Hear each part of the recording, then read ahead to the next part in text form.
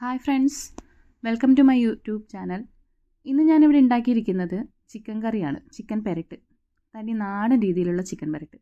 പണ്ട് നമ്മുടെ അമ്മയൊക്കെ ഉണ്ടാക്കി തന്നിട്ടില്ലേ, ആ ഒരു ടേസ്റ്റ് വരുന്ന ഒരു ചിക്കൻ പെരട്ടാണ് ഞാനിവിടെ ഉണ്ടാക്കുന്നത് കേട്ടോ. നിങ്ങൾക്ക് എല്ലാവർക്കും തന്നെ അറിയായിരിക്കും, എന്നിരുന്നാലും എൻ്റെ ഒരു രീതി എങ്ങനെയാണെന്ന് നോക്കാം. അപ്പോൾ ഇതിനായിട്ട് നമുക്ക് ആവശ്യമുള്ളത് 1 കിലോ ചിക്കനാണ് ഞാനിവിടെ എടുത്തിരിക്കുന്നത് കേട്ടോ. 1 കിലോ ചിക്കൻ കഴുകി വൃത്തിയാക്കി വെച്ചിട്ടുണ്ട്. പിന്നെ ഒരു 10-20 കൊച്ചുള്ളി, 10-25 കൊച്ചുള്ളി എടുത്തിട്ട് അതിനെ വൃത്തിയാക്കി വെച്ചിട്ടുണ്ട്. അതുപോലെ ഒരു 3 സവാള എടുത്ത് ചെറുതായിട്ട് അരിഞ്ഞു വെച്ചിട്ടുണ്ട്. പിന്നെ ആവശ്യത്തിന് ഇഞ്ചി, പച്ചമുളക്, അതുപോലെ തന്നെ വെളുത്തുള്ളിയും കൂടെ ചതച്ച് വെച്ചിട്ടുണ്ട്. എന്നിട്ട് ചട്ടി ചൂടാക്കുക. ചട്ടി ചൂടായതിന് ശേഷം ഒരു 2 ടേബിൾ സ്പൂൺ എണ്ണ ഒഴിച്ചു കൊടുക്കാം. വെളിച്ചെണ്ണയാണ് ഞാനിവിടെ എടുത്തിരിക്കുന്നത്. എണ്ണ ഒഴിച്ചു കൊടുത്തതിന് ശേഷം പട്ടയും ഗ്രാമ്പൂവും, കുറച്ച് പട്ടയും ഗ്രാമ്പും കൂടി എടുത്തിട്ട് നമുക്കതിൽ എണ്ണയിലിട്ട് കൊടുക്കാം.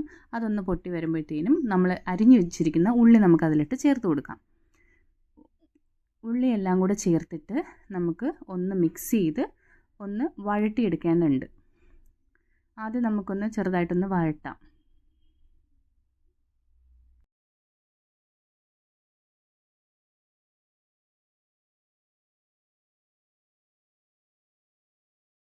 ഉള്ളി ഈ ഒരു പരുവത്തിന് നമുക്കൊന്ന് വഴണ്ട് കിട്ടുമ്പോഴത്തേനും നമുക്ക് ആവശ്യത്തിനുള്ള ഉപ്പ് അതിലേക്ക് ആഡ് ചെയ്ത് കൊടുക്കാം.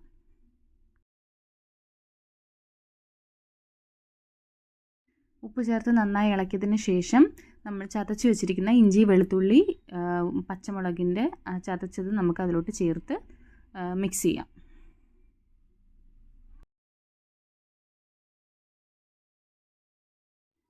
ഇതിൻ്റെ പച്ചമണം മാറി വരുമ്പോഴത്തേനും നമുക്കൊരു 1/2 ടീസ്പൂൺ മഞ്ഞൾപ്പൊടി ആഡ് ചെയ്ത് കൊടുക്കാം.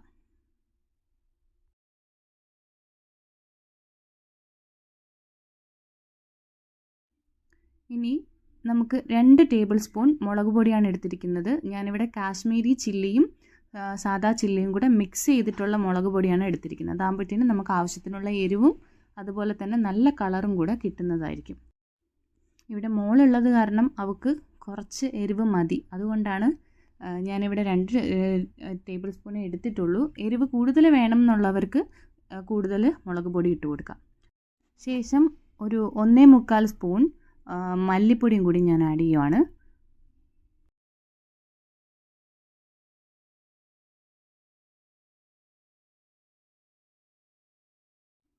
അതിനുശേഷം നമുക്കൊരു 1/2 സ്പൂൺ മസാല ആഡ് ചെയ്ത് കൊടുക്കാം. മസാല ഗരം മസാലയാണ്. ഞാനിവിടെ ചിക്കൻ മസാലയോ വേറെയുള്ള ഒരു തരത്തിലുള്ള മസാലയും ആഡ് ചെയ്യുന്നില്ല. 1/2 സ്പൂൺ ഗരം മസാല മാത്രം ആഡ് ചെയ്ത് കൊടുക്കുവാണ്. എന്നിട്ട് നമുക്ക് ഒരു 1/4 സ്പൂൺ നമുക്ക് കുരുമുളകും കൂടി ആഡ് ചെയ്ത് നന്നായിട്ടൊന്ന് ഇളക്കി കൊടുക്കാം. നമുക്ക് പൊടി ഐറ്റംസ് ഇത്രയും മതിയാകും, വേറെ അതിൻ്റെ ആവശ്യമൊന്നുമില്ല. ഈ പൊടികളുടെ പച്ചമണം ഒന്ന് മാറി വരുന്നത് വരെ നമുക്കൊന്ന് ഇളക്കി മിക്സ് ചെയ്ത് കൊടുക്കാം, ചൂടാക്കി കൊടുക്കാം. അതിൻ്റെ പച്ചമണം ഒന്ന് മാറി വരുമ്പോഴത്തേനും നമ്മൾ കഴുകി വൃത്തിയാക്കി വെച്ചിരിക്കുന്ന ചിക്കൻ നമുക്കിതിലേക്ക് ആഡ് ചെയ്ത് കൊടുക്കാം.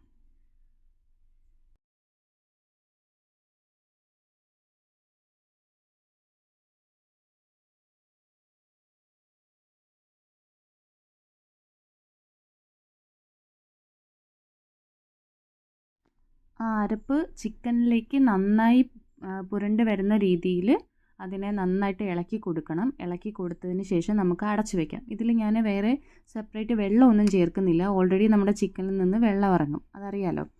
അപ്പോൾ കുറച്ച് നേരം കഴിഞ്ഞിട്ട് ഒരു 20 മിനിറ്റ് കഴിഞ്ഞിട്ട് അതിൽ അടപ്പ് നമുക്ക് തുറന്ന് നോക്കുമ്പോൾ ഇത്രയും വെള്ളം നമുക്ക് ഓൾറെഡി അതിൽ നിന്ന് ഇറങ്ങി കിട്ടിയിട്ടുണ്ട്. ഇനി നമുക്ക് ജസ്റ്റ് നന്നായിട്ടൊന്ന് ഇളക്കി മിക്സ് ചെയ്ത് കൊടുക്കാം.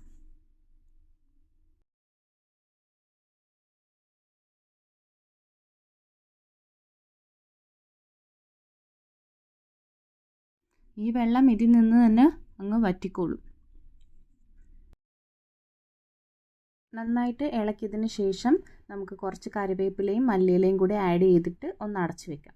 അപ്പോൾ അതിൻ്റെ ആ ഒരു മണവും കൂടെ ആ ഒരു ഫ്ലേവറും കൂടെ അതിലോട്ട് ആഡായിട്ട് കിട്ടും.